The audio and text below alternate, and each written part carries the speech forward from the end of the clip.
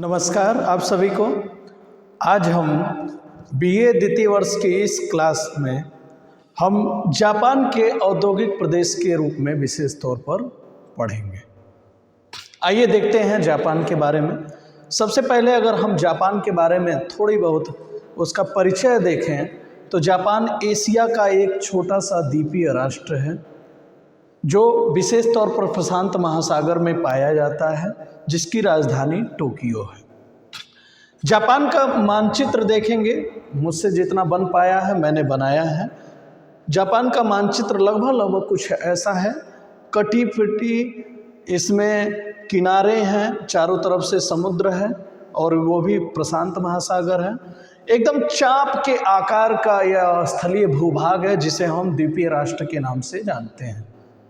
यह जो पूरा का पूरा जापान है जिसकी राजधानी टोक्यो है, यह मुख्यतः देखा जाए तो 4 छोटे छोटे द्वीपों से बना हुआ है। द्वीप तो कई सारे हैं लेकिन जो प्रमुख द्वीप इसके भाग के रूप में जाने जाते हैं वो सबसे उत्तरी पूर्वी हिस्से में होक्काइडो है।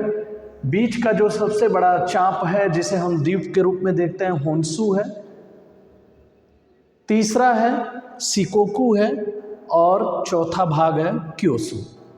ये जापान का पूरा भौतिक संरचना है जो जापान के बारे में अध्ययन करते वक्त हमें ये बात जाननी चाहिए, जिसकी राजधानी टोक्यो है। टोक्यो के बारे में आप सभी ने सुना भी होगा। यह एक ऐसा शहर है जहाँ की जनसंख्या सबसे ज़्यादा है और शहर भी काफ़ी महंगा है। और जापान हो क्यों ना हो महंगा, क्योंकि वहाँ पर औद्योगिक विकास इतना बड़े पैमाने पर हुआ है कि यह एशिया का एक विकसित राष्ट्र है, जो कि कहा जाए उत्तर अमेरिका के जितने भी विकसित राष्ट्र हैं उनके समकक्ष माना जाता है। आइए हम देखते हैं कि औद्योगिक विकास कैसे हुआ है, क्या इनके विकास क्रम रहे हैं, कैसे एक छोटा सा द्वीपीय राष्ट्र अपने औद्योगिक विकास के बलबूते एक विकसित राष्ट्र बनकर हमारे सामने मौजूद है और विराजमान है। आइए हम देखते हैं औद्योगिक विकास क्रम।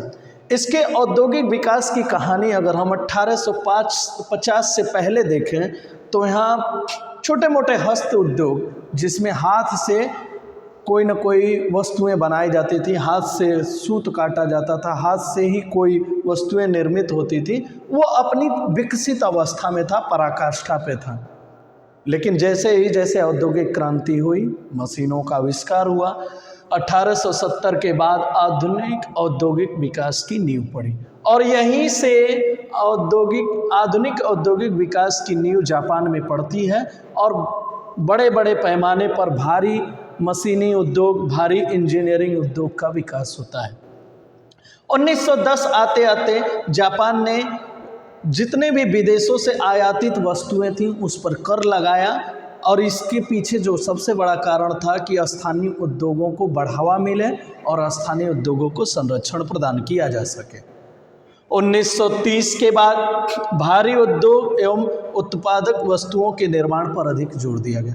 जापान ने बेहद ही योजनाबद्ध तरीके से हुई। वो तो कहा जाता है कि जापान के लोग बेहद ही कर्तव्यनिष्ठ और ईमानदार होते हैं, लेकिन उनके अंदर तकनीकी प्रवृत्ति भी बड़े पैमाने पर पाई जाती है और यही कारण है कि 1930 के बाद भारी उद्योग और उत्पादक वस्तुओं के निर्माण पर अधिक जोर दिया गया, जो औद्योगिक विकास के लिए और पूरी तरह से जापान को विकसित राष्ट्र बनाने में अपना महत्वपूर्ण योगदान देती है। 1929 से 1939 तक आते आते जापान में भारी उद्योगों की बड़े पैमाने पर वृद्धि हुई, लेकिन यहाँ पर एक जो सबसे बड़ा रुकावट पैदा हुआ वो था द्वितीय विश्व युद्ध। और द्वितीय विश्व युद्ध के बारे में, जिसमें सबसे ज़्यादा अगर किसी का नुकसान माना जाता है जन धन या पूरी की पूरी कहा जाए संसाधनों की प्रकृति की, तो वह जापान में ही हुई थी, क्योंकि अमेरिका ने द्वितीय विश्व युद्ध के दौरान ही परमाणु बम का प्रयोग किया और परमाणु बम के प्रयोग से जापान में जो अर्थव्यवस्था थी एकदम लगभग स्थिर हो गई। 1944 से 48 तक लगभग जो औद्योगिक उत्पादन था, औद्योगिक विकास था, वो भारी गिरावट हुई। इसके पहले के जितने भी औद्योगिक विकास को देखा जाए उसमें भारी गिरावट देखने को मिली। औद्योगिक विकास एकदम ठहर सा गया लेकिन 1948 के बाद एक दौर आया, जिस अमेरिका ने जापान को बर्बाद किया था, जिस अमेरिका ने परमाणु बम का प्रयोग करके जापान को नेस्तनाबूद किया था, उसी अमेरिका ने मानवीयता का परिचय देते हुए जापान के साथ अपने संबंधों में सुधार किया, उसके नव निर्माण करने की प्रतिज्ञा ली और दोनों के मिले जुले सहयोग से 1948 के बाद जापान के औद्योगिक संबंधों में काफ़ी विकास देखने को मिला और यही प्रगति आज जापान में दिखती है। और यही कारण है कि दुनिया के जितने भी बेहतर सामान आप देखते हैं, जिसको हम विश्वसनीयता के साथ खरीदते हैं, वो मेड इन जापान ही होता है। यही औद्योगिक विकास की कुछ क्रम हैं जो जापान की विकास लीला को दिखाने का कार्य करते हैं। आपसे मैंने शुरुआत में ही जापान के मानचित्र से यानी भौगोलिक आकृति से मैंने परिचय कराया।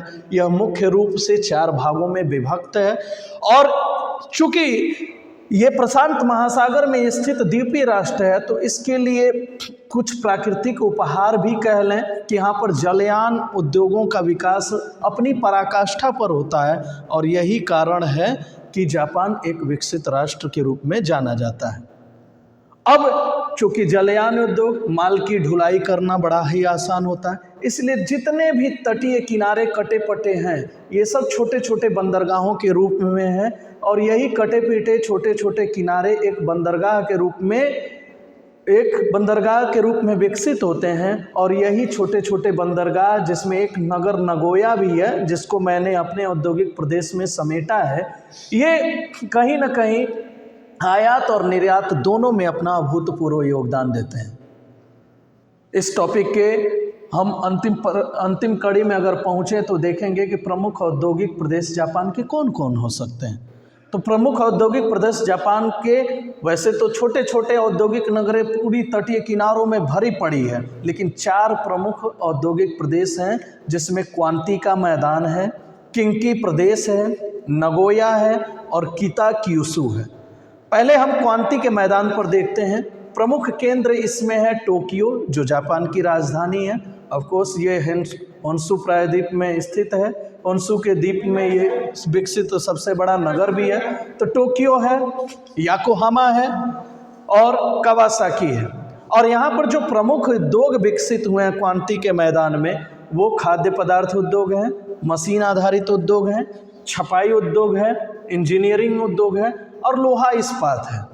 इसी तरह से दूसरे प्रदेश की हम जब बात करें, जिसे हम किंकी प्रदेश कहते हैं, तो यहाँ पर प्रमुख केंद्र है ओसाका, कोबे, क्योटो, मारा और सकाई। और प्रमुख उद्योग यहाँ पर भी देखा जाए तो लोहा और इस्पात और सूत कारखाने यहाँ पर लगाए गए हैं। नगोया एक औद्योगिक प्रदेश की बजाय अगर एक औद्योगिक नगर कहा जाए तो यह ज़्यादा बेहतर होगा, क्योंकि नगोया अपने आप में ही एक कटे पीटे बंदरगाही नगर के रूप में विकसित है और यहाँ का जलयान उद्योग भी काफ़ी प्रमुख रहा है और इसीलिए यहाँ के वस्त्र उद्योग सबसे मशहूर रहे हैं, क्योंकि पहला वस्त्र कारखाना नगोया में ही लगाया गया था। तो यहाँ पर हल्के उद्योग हैं और वस्त्र उद्योगों की प्रमुख भूमिका रही है नगोया में।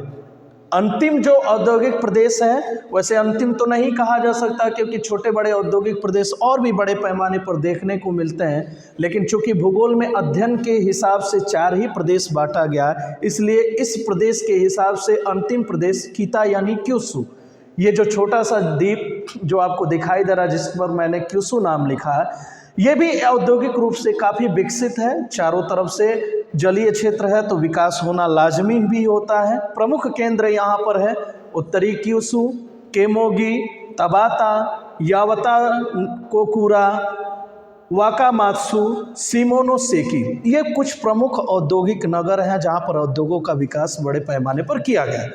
और जो प्रमुख उद्योग है वो है लोहा इस्पात। पूरी दुनिया से लोहा आयात करके यहीं के फैक्ट्रियों में भेजा जाता है और यहीं से लोहा और इस्पात बनकर पूरी दुनिया में निर्यात कर दिया जाता है। और लगभग ऐसा माना जाता है आंकड़ों के हिसाब से कि 40 से 50% लोहा इस्पात क्यूसु अकेले उत्पादित करता है पूरे जापान में। इसलिए लोहा इस्पात के मामले में क्यूसु क्षेत्र काफ़ी विकसित है। उसके अलावा धातु का सामान और चूना पत्थर, विशेषकर मिट्टी के बर्तन बनाने के कारखाने भी इस क्यूसु द्वीप में है। और इस तरह से पूरे के पूरे जो बोर्ड पर लिखे गए जो भी वक्तव्य हैं और जो मैंने अपनी बातों में कहा, ये मिलाकर जापान को एक विकसित औद्योगिक प्रदेश बनाते हैं और इसीलिए जापान को एशिया का सर्वाधिक विकसित राष्ट्र भी माना जाता है इसके औद्योगिक विकास की बदौलत। तो आज के लिए बस इतना ही, धन्यवाद।